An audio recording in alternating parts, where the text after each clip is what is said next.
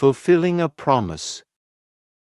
Ever since the beginning, the girl's family member disagree her relationship with the boy, saying that because of family background, if she insists of being together with the boy, she'll suffer for her whole lifetime.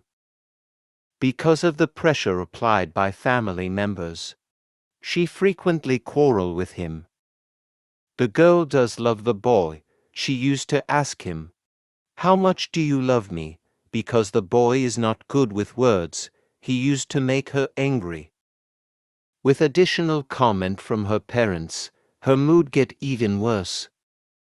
The boy has become her anger-releasing target, and the boy just silently allowed her to continuously release her anger on him.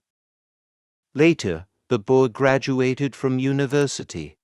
He planned to further study overseas, but before he left, he proposed to the girl. "I don't know how to say nice words, but I do know that I love you. If you agree, I am willing to take care of you the whole life.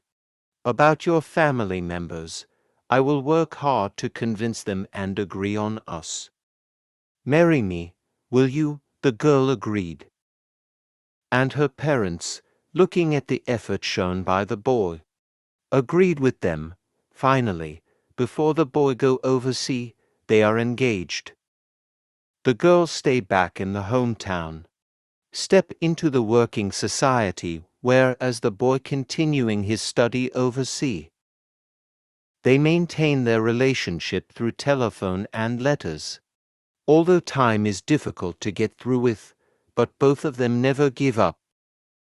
One day, the girl left home for work as usual. On her way to the bus stop, a car lose control and knock her down. As she awake from unconsciousness, she saw her parents and realized how seriously she got hurt, and how fortunate of her not to get killed.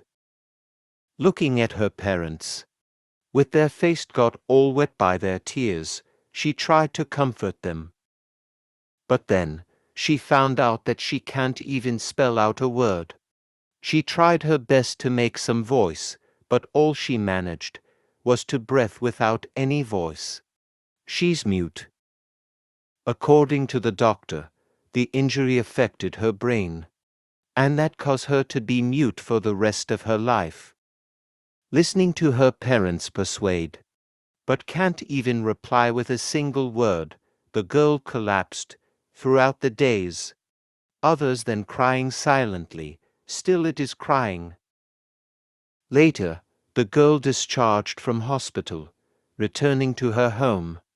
Everything is still like before, except that the phone ring has turned into the worst nightmare of hers.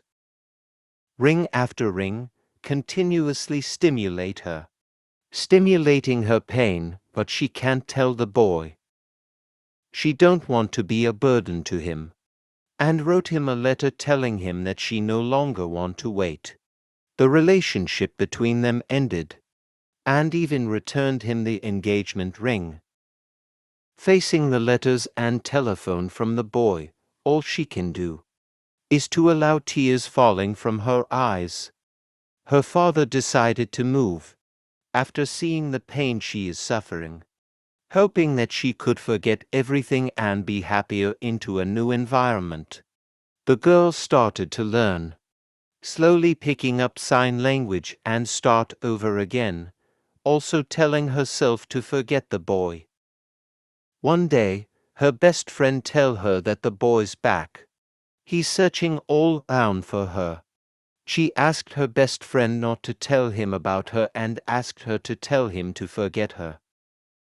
After that, for more than a year there was no news of boy. One day her best friend tells her that the boy is getting married soon, and passed the wedding card to her. She opened the card sadly, but she found her name on the card. The moment she wanted to ask her best friend, the boy appeared in front of her. With an unfamiliar sign language, he told her, "I spent more than a year's time to force myself to learn sign language in order to tell you. I have not forgot our promise. Give me an opportunity. Let me be your voice. I love you. Looking at the slow sign language by the boy, and the engagement ring she gave back to him, she finally smiled.